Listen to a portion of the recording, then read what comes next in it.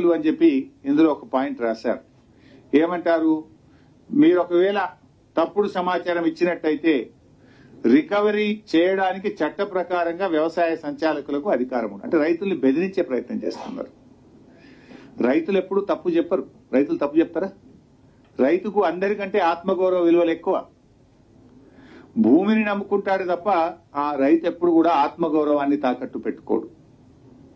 రైతుకు మీరు ఇచ్చేదేదో గౌరవంగా ఇవ్వాలి, కానీ రైతును భయపెట్టొద్దు, రైతును అవమానపరచొద్దు. ఇటువంటి పదాలు వాడడం తీవ్రమైన అభ్యంతరకరాన్ని బీఆర్ఎస్ పార్టీ తెలియజేస్తా ఉంది. అంటే మీ అన్ని ఇట్లే ఉన్నాయి.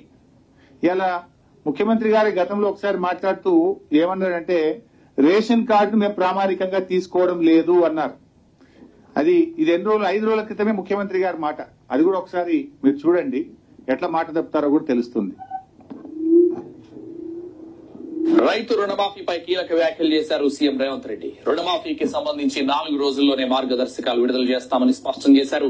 రుణమాఫీ పొందడానికి రేషన్ కార్డు ప్రామాణికం కాదని స్పష్టం చేశారు. 2 లక్షల వరకు మాత్రమే రుణమాఫీ చేస్తామని వెల్లడించారు సీఎం రేవంత్ రెడ్డి. మీడియాతో చిట్ చాట్ లో ఈ వ్యాఖ్యలు చేశారు. సో ఇంత స్పష్టంగా రేషన్ కార్డు మేము పరిగణలోకి తీసుకోము, రేషన్ కార్డు ప్రామాణికం కాదని 4 రోజుల కింద చెప్పిండు. 4 రోజుల తర్వాత గైడ్ లైన్స్ లో రేషన్ కార్డే ప్రామాణికం అని వచ్చింది. అంటే వీళ్ళన్ని మాటలకు చేతలకు పొంతన లేదు. ఎన్నికల ముందు పరిగెత్తండి అన్నారు. ఆ రోజు రేషన్ కార్డు ఉన్నోళ్లే పరిగెత్తండి అంటే అయిపోవు కదా. అప్పుడు అందరినీ పరిగెత్తమన్నారు. ఇప్పుడు మాత్రం కొందరికే ఇస్తా అంటుండ్రు. అదేవిధంగా వడ్ల విషయంలో అంతే చేసింది కదా. ఎన్నికల ముందు ఏం చెప్పారు, వడ్లకు బోనస్ ఇస్తాము అన్నారు. ఎన్ని వడ్లు పండినా ప్రతి రైతుకు ప్రతి క్వింటాల్కు 500 రూపాయలు బోనస్ ఇస్తామన్నారు. ఇప్పుడు ఏమంటుండ్రు, సన్నాలకు మాత్రమే బోనస్ అని సన్నాయి రాగాలు తీస్తున్నారు. ఈ రాష్ట్రంలో పండే సన్నాలు 10%, దొడ్డు రకం 90%. అంటే 90% రైతులకేమో పంగనామాలు పెట్టిండ్రు, 10% రైతులకు మాత్రమే ఇస్తామంటున్నారు. అయితే ఆ 10% కూడా ఏంది, ఆ రైతులు ఇంటి మందం తిండి గింజలు తీసుకుంటారు. ఆ 10% మార్కెట్లు అమ్మరు.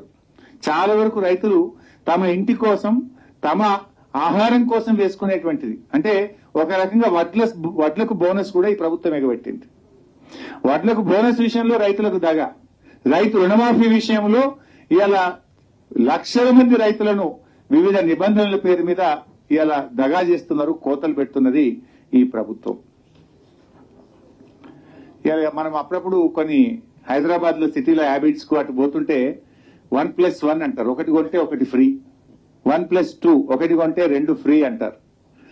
అయితే దాంట్లో కింద ఏముంటది అంటే చిన్న ఒక స్టార్ పెట్టి కండిషన్ సప్లై అని ఉంటది. చూస్తాం కదా, కండిషన్ సప్లై అని మాత్రం చిన్నగా ఉంటది ఎక్కడో. అది ఇలా రేవంత్ రెడ్డి ప్రభుత్వం తీరు కూడా గట్లే ఉంది. అప్పుడేమో 2 లక్షల మాఫీ ఊరుకుండ్రి తెచ్చుకోండి అని గొంతు పెద్దగా చేసుకొని చెప్పారు. ఇప్పుడు మాత్రం కండిషన్ సప్లై అని మెల్లగా 6 పేజీల నిబంధనలను ఈ రోజు మళ్ళీ కండిషన్స్ అన్ని ముంగట పెడుతున్నారు.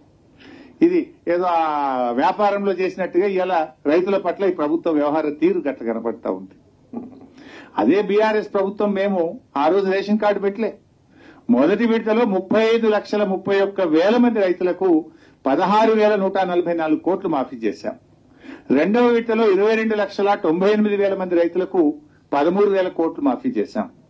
2 విడతలు కలిపి 29,144 కోట్లు మేము రైతు రుణమాఫీ కింద రాష్ట్రంలో రైతులకు చెల్లించాం.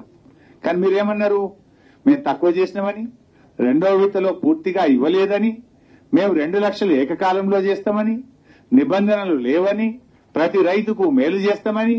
ఇవాళ మీరు పీఎం కిసాన్ నిబంధనలు, రేషన్ కార్డు నిబంధనలు, కుటుంబం యొక్క నిబంధనలు, రీషెడ్యూల్ పేరు మీద నిబంధనలు, ఆధార్ కార్డు పేరు మీద నిబంధనలు, స్వల్పకాలిక పట్టణాల పేరు మీద నిబంధనలు, ఇన్ని నిబంధనలు పెట్టి ఇలా రైతులకు రుణమాఫీ ఎగ్గొట్టే ప్రయత్నం ప్రభుత్వం చేస్తా ఉంది. ప్రజలు గమనిస్తా ఉన్నారు. సో ఇప్పటికైనా నేను ప్రభుత్వాన్ని కోరేది ఒక్కటే, ఈ నిబంధనలను సరళించండి, వీటిని వెంటనే రద్దు చేయండి. మీరు కేవలం రైతుకు పాస్బుక్ ఉందా లేదా, బ్యాంకుల క్రాప్ లోన్ తెచ్చుకున్నాడా లేదా, పాస్బుక్ ను ఆధారంగా చేసుకొని క్రాప్ లోన్ తీసుకున్న రైతులందరికీ ఇచ్చిన మాట ప్రకారంగా రుణమాఫీ చేయాలని, డిసెంబర్ 9, 2023కు తేదీ తర్వాత అయ్యే వడ్డీని కూడా రాష్ట్ర ప్రభుత్వమే చెల్లించాలని బీఆర్ఎస్ పార్టీ డిమాండ్ చేస్తుంది.